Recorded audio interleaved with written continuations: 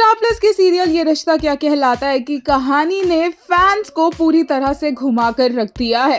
तो अपेरेंटली अरमान ने खुद अभीरा को अलग किया है, अभीरा से सेपरेशन लिया है। इसमें विद्या का कोई हाथ नहीं है। विद्या ने जो किया है वो अरमान के कहने पर किया है और अरमान और अभीरा ने मायरा के लिए कस्टडी केस भी लड़ा था, लेकिन वो कस्टडी केस अभीरा जीत नहीं पाई और इस वजह से अरमान अभीरा के खिलाफ रिस्ट्रेनिंग ऑर्डर भी ले आया, जहां पर अभीरा ने सिर्फ एक बार नहीं बल्कि कई बार मायरा से मिलने की कोशिश की है। कुछ महीनों के बाद, 1 साल के बाद, उसके कुछ और महीनों के बाद, लेकिन ना किसी परिवार वाले ने ना अरमान ने मायरा से अभीरा को मिलने दिया। और जब मायरा आई भी अभीरा के सामने तो मायरा इतनी इमोशनल और इतनी ट्रॉमा में थी कि उसने अपनी मम्मा को अपनाया ही नहीं।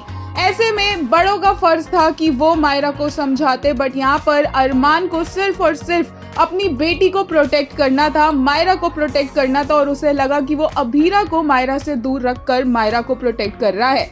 एनी विच वेज अभीरा हार मानने वालों में से नहीं है और आज 8 सालों के बाद भी अभीरा इतना दम रखती है कि वो अभी गिव अप नहीं कर चुकी है मायरा के ऊपर, बल्कि वो अभी भी फाइट करने के लिए तैयार है उस एक इंसान के खिलाफ जिस इंसान की वजह से अभीरा इतने सालों तक अपनी बेटी मायरा से दूर रही। अब वो एक इंसान कौन है? क्या वो एक इंसान मेहर है या वो एक इंसान अरमान खुद है? ये तो आने वाले एपिसोड्स में पता चलेगा क्योंकि बैक स्टोरी धीरे धीरे रिवील हो रही है। But fans are really heart broken after today's episode. एक यूजर ने कहा, we have literally seen this before in generation 2। The difference is sensible writing. Even when Kairav was angry with Naira, it was handled with maturity and emotional depth. In Generation 4, everything just has to be loud, harsh and over the top for no reason.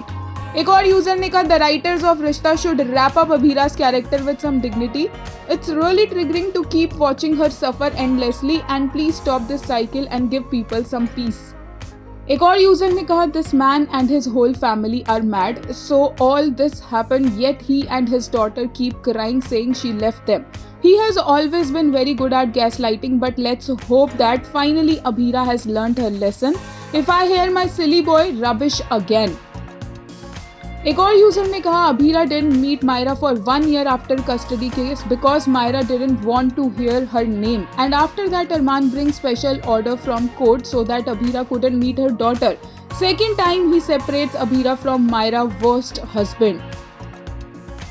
एक और user ने कहा, even the worst enemy couldn't have done something this vile to Abhira what this so-called husband who claimed to love her did, and the worst part is he never ever faces the consequences. Inhumane, feels too mild for what he's done. He's far worse.